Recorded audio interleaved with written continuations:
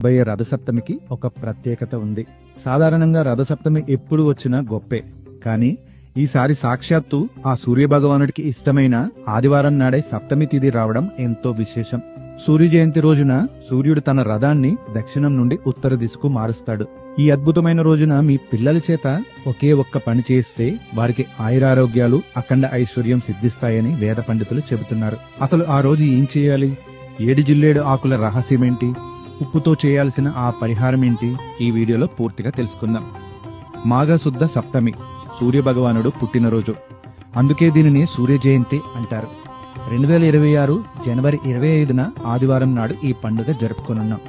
ఈ రోజు నుండే సూర్యుడు 7 గుర్రాల రథంపై ఉత్తరాయణ యాత్రను ప్రారంభిస్తాడు. ఈ రోజున ఆకాశంలో నక్షత్రాలు కూడా రథం ఆకారంలో కనిపిస్తాయని ప్రతీతి. అందుకే ఈ రోజు సూర్యుడిని ఆరాధిస్తే సకల రోగాలు నయమవుతాయి. ఇక అసలైన విషయం, మీ పిల్లలు ఆరోగ్యంగా తెలివిగా ఉండాలంటే ఈ రథసప్తమి నాడు అరుణోదయ స్నానం తప్పనిసరి. సూర్యోదయానికి సుమారు గంటన్నర ముందే నిద్రలేచి స్నానం చేయాలి. ముఖ్యమైన నియమం, పిల్లలను తూర్పుముఖంగా కూర్చోబెట్టాలి. మొత్తం 7 జిల్లేడు ఆకులను తీసుకోవాలి. తల మీద 1, 2 భుజాల మీద 2, 2 మోకాళ్ళ మీద 2, 2 పాదాల మీద 2 ఇలా ఉంచి తల మీద నీళ్లు పోస్తూ స్నానం చేయించాలి. ఆ తర్వాత సూర్యుడికి ఆయురారోగ్యాలు ఇవ్వమని నమస్కరించాలి. ఇలా చేస్తే సూర్య అనుగ్రహంతో పిల్లలకు దీర్ఘాయుష్షు లభిస్తుంది.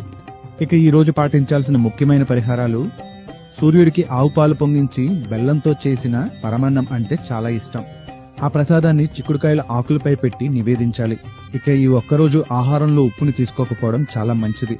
అలాగే మీ జాతకంలో సూర్యబలం పెరగాలంటే ఈ రోజు ఉప్పును దానం చేయండి.